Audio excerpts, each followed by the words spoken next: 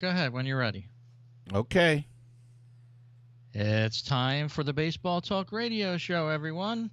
Welcome back to the near playoff edition of the Baseball Talk Radio Show.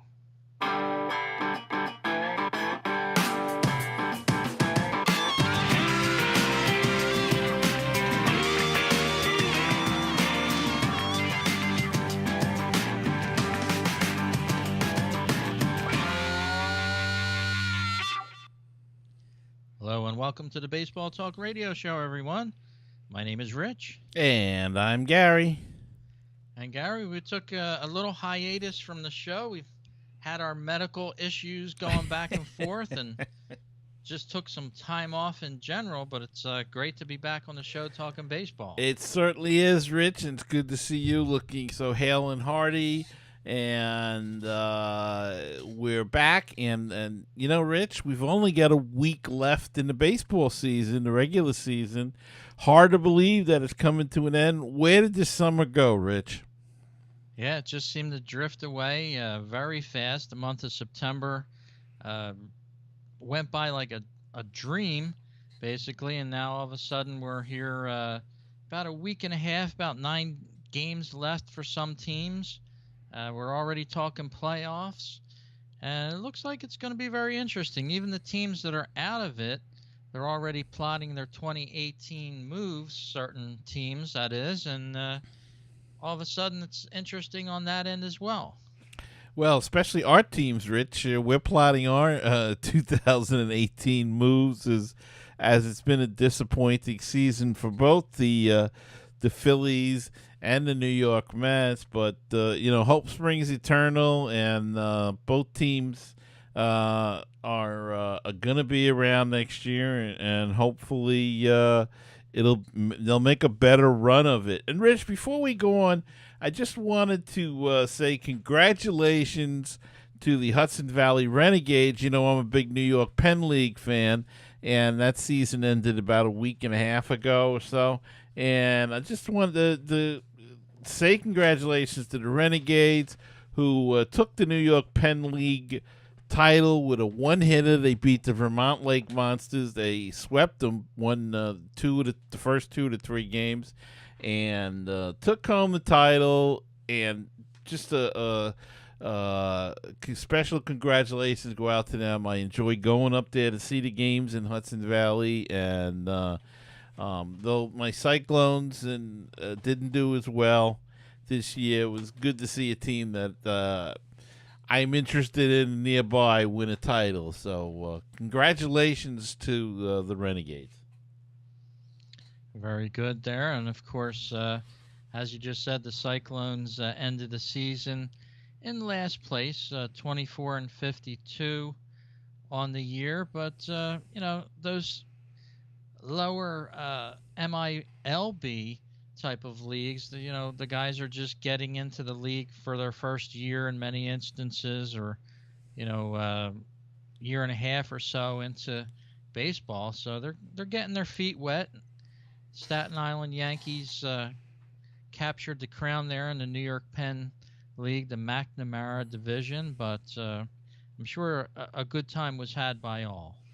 Yes, without a doubt. And the short season, as you say, it's very exciting because you see a lot of players for the first time. A lot of, if they draft colleges, they tend to send them to the Penn League team. So pretty exciting to see a guy at that level, and then hopefully in a few years you see him at the major league level, and you see how they've progressed over the years. So very interesting, and that's why I like it so much. And the prices are more reasonable, and but the season's so darn short that it's just sometimes it's impossible to get to a game. Yeah, they have a shortened season. Uh, what about 70 or so games? 78, I think it is. They play. So yeah, it's not quite as long as the major leagues. And of course, I did catch a game in the last couple days. The LA Dodgers came to town to Philadelphia, and the Phillies actually beat them 3 out of 4 games. So it was really good to see the young group that's been assembled by the Phillies start to gel a little bit. They did call up a few of their minor league players in the past 5 to 6 weeks, and hey, they have a guy named Reese Hoskins. I think he just hit his 45th RBI the other game after only being called up August 10th, Gary, if you can believe that. Yeah, Hoskins looks pretty good. He looks like the real deal. First baseman, outfielder, but I think he's more of a first baseman. And he's going to be a nice piece to start building around. And like you said, I think the Phillies have some couple of good young players that they can build on. So should be interesting to see how they are next season, the Phillies, as things go on. And it's all about the pitching, though, Rich. They got to get some young pitchers in, and of course the Mets will be closing out the season with the Phillies. So be interesting comparison to see for 2018. Yes, it will. And I'm just looking over Hoskins' stats right now. He's only had 148 at bats so far prior to today's games, 18 home runs and 46 RBIs. So if you were to project out over a season, you might have a superstar in the making if he can continue this next year in 2018. I think he's got a lot of the people mesmerized right now and wondering if he's really going to be able to continue this next season. Well, I think he should. I mean, he looks like a good, solid player, and you'll see. He might have a little bit of a downturn. That happens, with these young guys, Rich. The pitchers catch up to them, and then they have to make the adjustment back. And but if they're smart and they're good, they'll make that adjustment. It happened with Michael Conforto. He actually got sent down last season, but popped back this year and unfortunately suffered a very bad injury. And we may not have him in the beginning of the year next year, but that's the way the game goes. It's a game of adjustments, Rich, and I'm sure that he'll be able to make those and continue on. Absolutely. So let's get back to the postseason picture. I have something loaded on my computer screen here. Whereas if the season ended today, and of course we're taping this show on September 24th, 2017, and Gary, if the season ended right now in the National League, the Cubs would be the number 3 seed. They'd be playing the Nationals, and the LA Dodgers would be your number 1 seed, and they would play a playoff against either the Rockies or the Arizona Diamondbacks. So that would be an interesting series. I would love to see the Cubs take on the Nationals. And a lot of people fear that the Dodgers are going to have to play the Diamondbacks. I was talking to somebody at the stadium just the other day, and they kind of fear the Diamondbacks for some reason out there. Yeah, it seems as the Diamondbacks have Dodgers' number this year. They've played them well. They played them tough all season, and that could be an interesting series coming off. Of course, we don't even know who Arizona. It looks like they've got the wild card, the first wild card. The second wild card could be Colorado, could be Milwaukee. Milwaukee's only like a game behind the Rockies right now, and I believe they won today, or they were playing the Cubbies, and the Cubbies are slipping a little bit now too, but they might have had a big enough cushion, 4.5 back for Milwaukee. We still got some dogfights going on with a week left in the season now. Of course, Washington and LA have clinched their division in the National League, and Cleveland and Houston have clinched their division in the American League. So we're still watching the American League East and the National League Central. And, of course, the wild card races are still not set in stone, though. In the American League, the Yankees have clinched a playoff spot, so they're assured of at least a wild card, as has the Red Sox. But who goes into that game, we do not know. Minnesota has a decent enough lead in the wild card. It looks like they're going to be the other wild card team. So All right. Are you gonna look, come in? we don't know quite yet who's who, but No. should be very interesting, Rich, as we come into the season, to the end of the season, I should say. All right, we'll come in. Very cool. And of course, out in the American League East, we have, as you said, the Yankees are the number 4 seed. They're a wild card contender. Boston is in. They'll be playing Houston if the season ended today, according to my list here. And the number 1 seed, of course, is the Indians, and they'll take on a wild card team matchup as of today. It says of either the Yankees or the Twins. So very interesting to see how this will shake out and see who makes it into the playoffs from the wild cards. But looks like it's going to be a fun playoff season. It does, Rich. There's going to be some good matchups, I think. If Boston wins the NL East, then it will be Boston against, of course, the Cleveland. I'm sorry, the Houston Astros, and that'll be a good series. And taking a look at the wild card, if the Yankees can beat the Minnesota Twins, they'll go against the Cleveland Indians. And I don't know if anybody would want to play Cleveland right now. Cleveland's been really hot and playing good ball, so we don't know how that's going to turn out. But Cleveland and the Yankees, it could be if they win the wild card and the wild card game, which is also a question mark. Though I don't know if Minnesota's not in the same league as the Yankees. Really, Minnesota's, not that. Not that good a team. They played the Yankees last weekend, and I think they lost 1 out of 4 or 1 out of 3. But Boston and Houston should be a good series, though.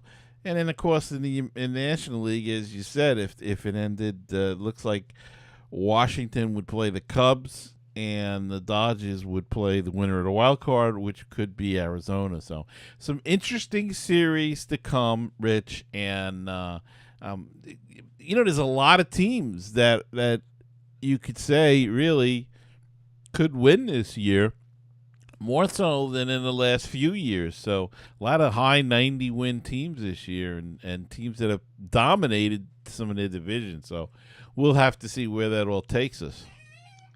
Yeah, and of course, as you said, the Cleveland Indians with that historic 22-game winning streak this year. I don't think I've heard of many teams with that long of a winning streak in years, actually. It's kind of tough to win 22 games in a row. They definitely seem like they have momentum on their side for some reason here as we're heading into the last 10, 12 days of the season. Yeah, most certainly, and you just hope that they don't lose some of that momentum. But they've got good management there. They've got some good young players. They've got some good pitching. So I think they'll be all right going into the playoffs. And of course, the other big story in baseball over the last week is the home run races, both in the American League and the National League. With Aaron Judge hitting his 48th home run of the season. He's only one shy of the rookie mark, and you've got some great home run races going on all of a sudden. It's almost like Sosa and McGwire again. Yeah, and the big question, of course, will Stanton hit 60 or 61 or whatever can he make there? I haven't seen his latest numbers. But he's been having a big year, Mike Stanton. Listen to me, Giancarlo Stanton, and of course, as you said, Aaron Judge with the home run record, the rookie record, and they breaking historical record for most home runs in the season already. So, and there's been different speculation about that, Rich. Is it the ball? Is it The bats, I've actually heard somebody say. Um, I don't know what it is, but there's an awful lot of home runs going out, and I don't think it's PEDs, but I Who think the knows? ball is juiced though, because the way the ball is going out, it looks like they juiced up the ball. And of course, Stanton only still 27 years of age, and Aaron Judge even younger than that. So we have some young guys that are fueling the home run races. I don't think they're necessarily related to any steroids.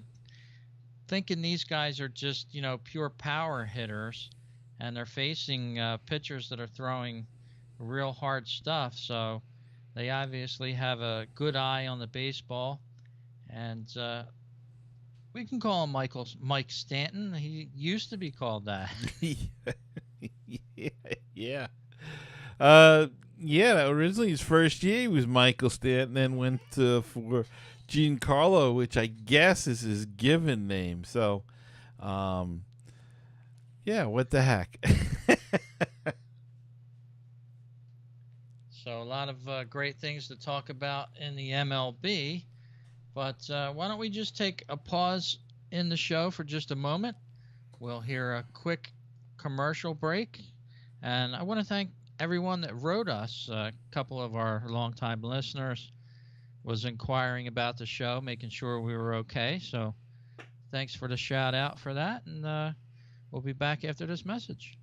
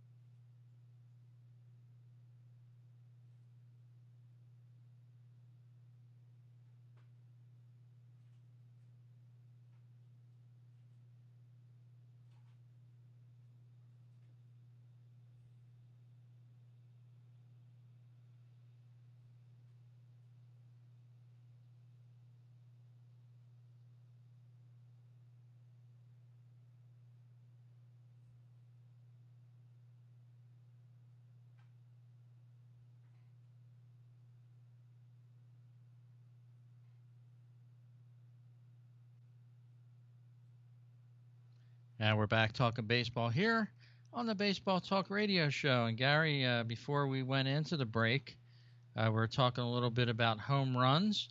But here's a player that's been a home run hitter for a while, last year's MVP, Mr. Harper, coming back to the Nationals, possibly on Monday. That's probably good news for National fans.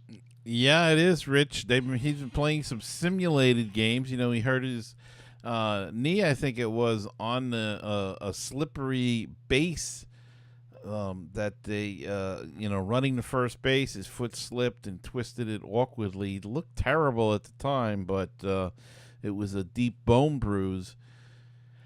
And they need him back for the playoffs. I mean, they just took 2 out of 3 against the Mets. I don't know if that's a big task, the way the Mets have played this year, but he'll be back, and that could help that team turn the corner. I don't know. I still have my doubts about the Nationals. Just when you think they're going to dominate, I don't know. Something goes wrong for them, and they haven't had a lot of luck at all in the playoffs. So we'll see. Maybe this could be their year. That's for sure. And we'll get to see, as Phillies fans, we'll get to see probably Bryce Harper as well. The Nationals come into town for a 3-game series, I believe, coming up this week. So we might get to see Bryce Harper firsthand in his first few games back with the Washington Nationals. So it's going to be very interesting to see if he can get back into the swing of things after being off for practically 6 weeks, healing up from that terrible injury. He had a hyperextended left knee. So, and as you said, Gary, bone bruise and strained calf. So, yeah, it looked pretty bad there for him, and we'll have to see if he can get back and get healthy for the Nationals. Yeah, it really did, Rich. When it occurred, it looked like surgery out for the season and the whole thing. But luckily, he didn't tear anything, and is able to make it back. And as I said, that should help the Nationals in their run. He's an important guy. He's a terrific player. Shame is he was having a really terrific year, heading towards the possibility of being an MVP candidate, and it all kind of evaporated from there. But this is what you play for now, and the big thing is to get the rust off and get used to seeing pitching and get back into it by the time the playoffs begin. That's for sure. And just a little note here, a side note for fans that don't think Phillies fans are good fans. And these kind of stories don't make the news. They don't make ESPN, Gary. But a few games ago when the Phillies were playing the Dodgers, one of the Phillies pitchers hit third baseman Justin Turner by accident. But Turner required some attention from the trainer for a few minutes. And when he was back on the field and he trotted over to first, Phillies fans gave him a big ovation. So you're not going to see that on ESPN. You're not going to see it on the highlight reels. But just know that Phillies fans aren't as bad as people portray them to be. Yeah, that's a lot of that stuff gets overhyped, and the Phillies fans, a lot of that goes back to the whole booing Santa Claus and all of that thing back in 100 years ago. So, but people remember that, and that's what they want to remember. So, you have a top story here that you had picked out for this show. Well, Rich, before we talked a little bit about 2018, and the team's getting ready. Well, Major League Baseball is getting ready, and they're going to open up next year, the earliest that they've ever opened up in the history of the game. That is going to be Thursday, March 29th. They're going to be opening, and it will feature the first full slate of opening day games in 50 years, and the earliest beginning date, as I said, at any traditional Major League ballpark. So, it's going to be pretty. It's going to be cold. It may be, and it released its tentative schedule a couple of weeks ago. I think it was MLB, and the unique opening day rollout will be among many key new features, along with a single marquee game.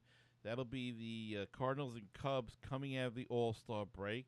and expanded 3 to 4 additional off days for each team, and the MLB's first Midsummer Classic in Washington, D.C. in nearly a half century. So that's what we're going to have to see next year coming up, and that should be pretty fascinating stuff. Yeah, the end of March, as you said, probably still pretty chilly in most parts of the country, from the Midwest, even the East, and sometimes the West Coast, for example. But yeah, we could remember many end of Marches. I'm sure that requires a heavy jacket. Yeah, and look, I went to a game in May and froze at Citi Field, so a night game, so it can get pretty chilly. And but they want to, the last game of the season next year will be on September 30th, so that's gonna ensure, I guess, that the World Series is in October and doesn't creep over into November like it has a few years. That's awesome news there. And of course, as baseball becomes more popular around the United States, Major League Baseball isn't resting on its laurels there. They're going after fans from around the world. And in 2018, there will be a game and a series actually between the Cleveland Indians and the Minnesota Twins in Puerto Rico's Hiram Bithorn Stadium between April 17th and April 18th. So it's going to be a 2-game series. That was announced some time ago. So it's going to be interesting to see the Indians and the Twins play this coming April for 2018. And there's also possibly an Asian game to be announced either in 2018 or sometime in Japan in 2019. However, that hasn't been officially announced yet. And so MLB is, trying to get this game recognized more around the world.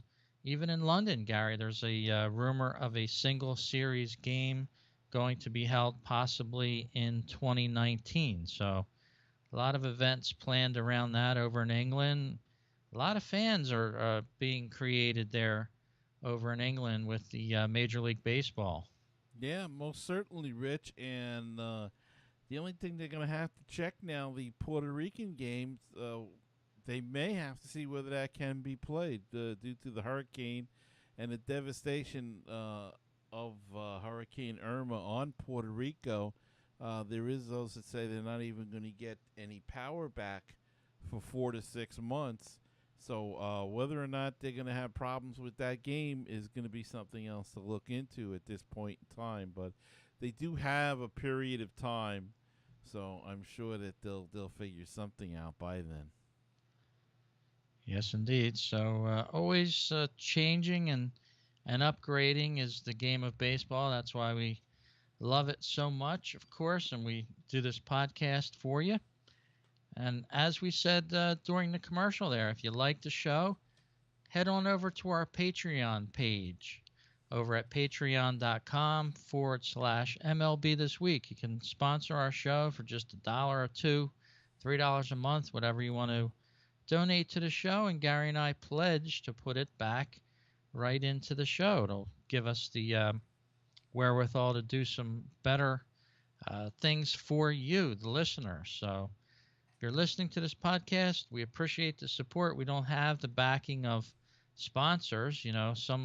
Some shows do have sponsors and things like that. They can go places and do things and buy tickets, and we can get those inside stories for you. So if you do like the podcast, I encourage you to check out the Patreon page over at patreon.com/MLB This Week. And yeah, I hope everybody will do that. And Rich, the next time we talk, the season will be almost over. Yeah, it's almost hard to believe. When I heard it just a week ago or so, and actually, I think I gave the wrong Patreon page. months, okay? Our Patreon page is patreon.com. And I forgot to, believe it or not, I'm going to have to re-listen to the commercial, Gary. But anyway, just go over to our Patreon page, please. You can Don't find use it. the MLB this week. And just search for it. You'll find it. I think it's Baseball Talk or...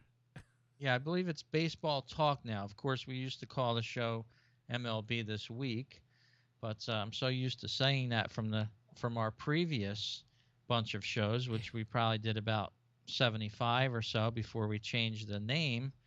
But yeah, it's just we need some sponsorship. So if you like our show, throw in $1 or $2 a month for us. It's like a coffee a month. I think they can. I think somebody out there can pony that up. Well, I certainly hope so. It would be very helpful to us, and we're here trying to just do our best. And people don't realize this isn't free. We have to pay for certain things that go along with this show. We talk for free, but Gary invests. If you watch the video show, you can look behind him. He's got a ton of equipment. I do. And everybody wants something for nothing, but we appreciate your sponsorship. Please. And let's hope that message gets out there, Rich. I'm begging, practically begging with a cup here, jingling a cup for change outside. So I guess, Rich, next week we'll be talking about our picks and see. I think we wrote down our picks from early in the year so we can see how close we are, if at all, and we'll make our revised picks. Yes, we will. Well, Gary, it's been a great show. I'm glad you're healthy. I'm healthy. We're back doing the show and can't wait till next week and really can't wait for the playoffs. Yeah, that's for sure. And they'll be here before we know it. Yes, indeed. Well, thanks for tuning in to this edition of the Baseball Talk Radio, everyone. We'll talk to you on the next edition.